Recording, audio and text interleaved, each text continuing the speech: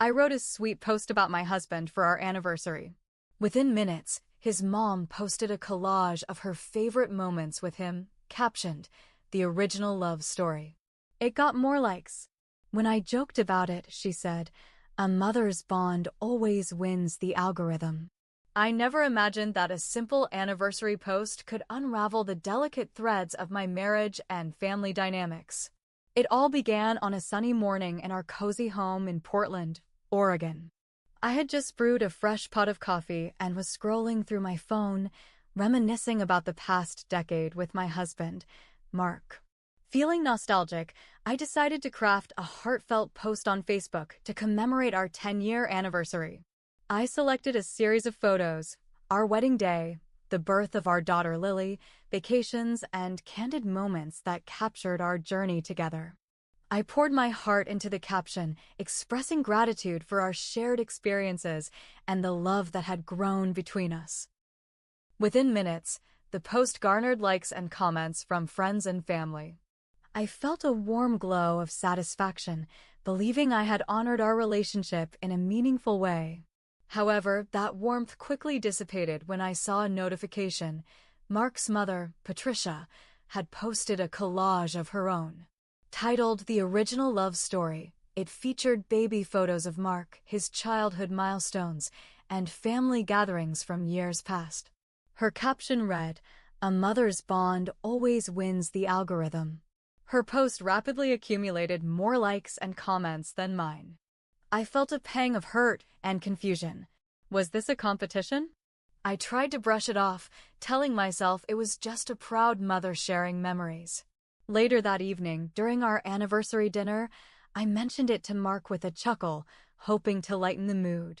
"Your mom's post is getting more attention than mine," I said, laughing. She said, "A mother's bond always wins the algorithm." Mark looked uncomfortable. "Yeah, she can be a bit much sometimes. Don't take it personally."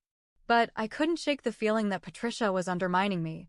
It wasn't the first time she had overshadowed my efforts. At our wedding, she wore a white dress. When Lily was born, she insisted on being called Mama Pat, confusing our daughter. She often made backhanded comments about my parenting and homemaking skills. I decided to confront Patricia, hoping to clear the air. I invited her over for coffee and gently brought up the Facebook post. "Patricia, I noticed your anniversary post. It felt a bit competitive." She sipped her coffee, unbothered. "Oh, dear, it's just social media. People love nostalgia." "I understand, but it felt like you were trying to outshine my post." She smiled. "A mother's bond always wins the algorithm." Her words echoed in my mind, a mantra that seemed to justify her actions. I realized then that Patricia saw our relationship as a rivalry. She wasn't ready to relinquish her role as the primary woman in Mark's life. I needed to set boundaries. I spoke to Mark about my concerns. He was hesitant, torn between his loyalty to his mother and his commitment to me. "She's always been like this," he said. "It's just her way." "But it's affecting our marriage," I replied. "I need you to support me." He agreed to talk to her, but the conversation didn't go well. Patricia accused me of trying to distance her from her son and granddaughter. She played the victim, and Mark found himself caught in the middle. The tension escalated. Patricia began to exclude me from family events, organizing gatherings without informing me. She would post photos of Mark and Lily, captioned with phrases like "my world" and "family is everything," omitting any mention of me. I felt isolated and hurt. I turned to therapy, seeking guidance on how to navigate this complex relationship. My therapist emphasized the importance of setting firm boundaries and communicating openly with Mark. I decided to take control of the narrative. I started a blog, sharing stories of our family life, highlighting the joys and challenges of marriage and motherhood. I used it as a platform to express my perspective, to reclaim my voice. The blog gained a following, resonating with others who faced similar struggles. I received messages of support and solidarity, reminding me that I wasn't alone. Mark began to see the impact of his mother's actions. He noticed how her behavior affected our daughter, who was confused by the conflicting messages. He realized the importance of standing by me. Together, we established clear boundaries with Patricia. We limited her visits and made it clear that undermining our family unit was unacceptable. It wasn't easy. There were tears, arguments, and moments of doubt. But over time, we rebuilt our relationship, stronger and more united. Patricia eventually came to terms with the new dynamics. She still had her moments, but she learned to respect our boundaries. Looking back, I understand that the journey was necessary. It taught me the importance of self-advocacy, communication, and resilience.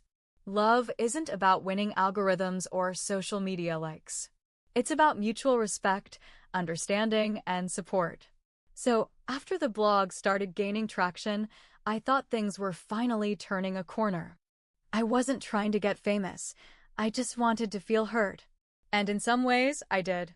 I started connecting with other women who had difficult in-laws. They shared their stories, I shared mine, and for the first time, I felt like I wasn't crazy. But of course, nothing with Patricia is ever that simple. It started with a random DM. An anonymous Instagram account. No profile pic, no followers, no name. Just a short message. You should be careful what you post. You're making people look bad. I laughed it off at first. Honestly, it didn't surprise me. People get weird online. But then it kept happening. New accounts. New messages. Some were worse. If you were a better wife, your husband wouldn't be so quiet these days. No wonder your mother-in-law steps up. You clearly don't. The language was too specific. Too personal. It had to be someone who knew me. I showed Mark. He looked uncomfortable but told me it was probably just trolls. Ignore it, he said. Don't feed into it. But I knew. I knew it was Patricia. Still, I didn't have proof. And Mark wasn't about to accuse his mother over a hunch. So I did something I never thought I'd do. I baited her. I wrote a blog post called "When the Villain Smiles for the Camera." It wasn't cruel. I didn't name anyone. But if you knew the story, if you were the story, it was obvious. I mentioned the white wedding dress, the Mama Pat drama, the Facebook post. All of it. I ended it with a line that said, "Some people want credit for being the perfect family member, but only when there's an audience." The post went viral. Like, for real viral. Way beyond my small circle. It got picked up by a marriage advice page, then reshared on Reddit. Comments flooded in, people saying, "My ML is the same," or "Cut her off, she's toxic." That night, Mark came home pale. "You need to take that post down." "What?" I asked. "Why?" She saw it. My mom. She's furious. She called crying. Said she was being bullied. "She's not the victim here, Mark." She says people are sending her hate. She's scared to go outside. I stared at him, waiting for him to take my side. He didn't. That night we fought. The kind of fight where you don't yell, you just cut each other apart with silence. That kind of silence hurts more than words. The next week was tense. I didn't delete the post. I didn't even edit it. I started sleeping in the guest room because every conversation with Mark turned into an argument about family and privacy and how this isn't helping anyone. Then the next bomb dropped. Lily came home from a weekend at Patricia's with a new bracelet. One of those rubber kinds with big printed letters. It said, "Grandma's girl." I asked her where she got it, and she said Grandma gave it to her. She said it's because I don't need to pick sides. She said we're best friends forever. My stomach dropped. I knew what Patricia was doing. She was manipulating my daughter, turning her into a pawn, making it seem like there were sides in this family war. I wanted to scream. Instead, I went outside and sat in the car. I cried like I hadn't cried in years. I thought about walking away. I thought about packing my bags, taking Lily, and disappearing. Just starting over somewhere else. But I couldn't. Not yet. Instead, I started documenting everything. Every message, every passive-aggressive post, every weird thing Lily came home saying. I started saving screenshots, keeping a file. I told Mark I was done playing nice. He said, "So what, you're gonna declare war on my mom?" I said, "No. I'm going to protect my daughter. From your mom. From this mess. From you, if I have to." He didn't answer. I slept in the guest room again that night. The bed felt cold, but not as cold as the distance between us. The next morning, Lily asked why Daddy was sad. I said, sometimes grown-ups don't know how to talk about their feelings. And then came the twist I never saw coming. That same morning, I got a message from a woman I didn't know. Her profile looked real. Family photos, a small business link, normal stuff. Her message was short. "Hi. I think your husband is my boyfriend. Can we talk?" That message stopped me cold. I must have stared at it for a full minute before I even blinked. I read it again. "Hi. I think your husband is my boyfriend. Can we talk?" I clicked her profile. She looked normal. Not flashy. Nothing fake or sketchy. Just a woman maybe a few years younger than me. Pretty, but not the kind that screams, "Steal your husband." Photos of her with a golden retriever, a few with her mom, one of her and a guy whose face was blurred out. I didn't respond right away. Instead, I took a screenshot and sent it to Mark with a simple question. "Care to explain?" No answer. Not for 30 minutes. Then an "I'm in a meeting" text. That was a lie. I could literally hear him talking to Lily in the living room. I walked downstairs and saw him sitting on the couch, watching cartoons with our daughter like nothing was happening. I stood in the doorway. "Meeting, huh?" He looked up slowly. "What are you talking about?" I showed him the screenshot. His face drained of color. "I don't know who that is." "No," I said. "You sure?" "Yeah. Maybe it's some scammer trying to start something." But his voice had that edge to it. The one he gets when he's lying and trying to sound not like he's lying. I didn't yell. I didn't make a scene. I just nodded and went upstairs. I messaged the woman back. "Tell me everything." She said his name was Mark with a C. I laughed out loud at that one. That's what he always said when people asked how to spell it. I thought it was charming. Now it just sounded ridiculous. She said they'd been seeing each other for about 4 months. Met on Bumble. He told her he was separated. Said he was living with his daughter while the paperwork got sorted out. She sent me photos. Blurry selfies at a bar. Him at a food truck. A picture of him in a hoodie I gave him for Christmas last year. And then this part nearly made me vomit. A picture of a hand-drawn Valentine's card. From Lily. The one she gave him this past February. The one I saw her make with glitter pens and stickers. The one that said, "To the best daddy in the world." He gave it to her. To this woman. As a joke. Said his roommate's kid made it. I didn't cry. I couldn't. My body just kind of shut down. I thanked her for the info, told her she wasn't to blame. She apologized again and again. She said I didn't know. I promise I didn't know. I believed her. She was just another person who trusted him. I didn't tell Mark what I knew. Not yet. Instead, I started preparing. Quietly. Carefully. I called a lawyer. I made copies of our financials. I found a therapist for Lily. I took the file I'd been keeping on Patricia and added the cheating info to it. Then I told Mark we needed to go to counseling. For the sake of the marriage, I said. He agreed way too quickly. Like someone who knows they're on the edge of getting caught. The therapist, bless her, knew something was up in the first session. Mark kept dodging direct questions.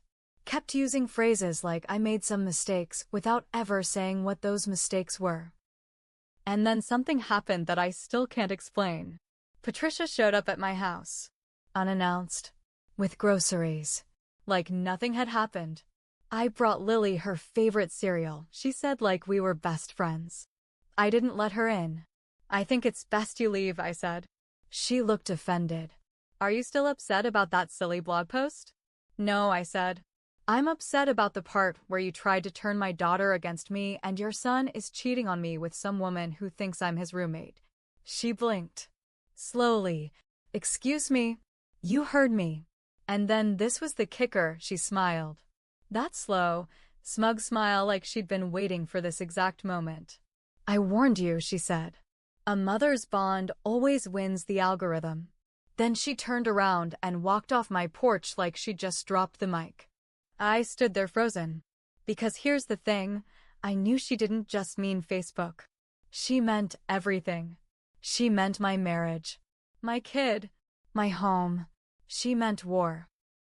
And that's when I decided I wasn't going to play defense anymore. I was going to make sure the story ended my way.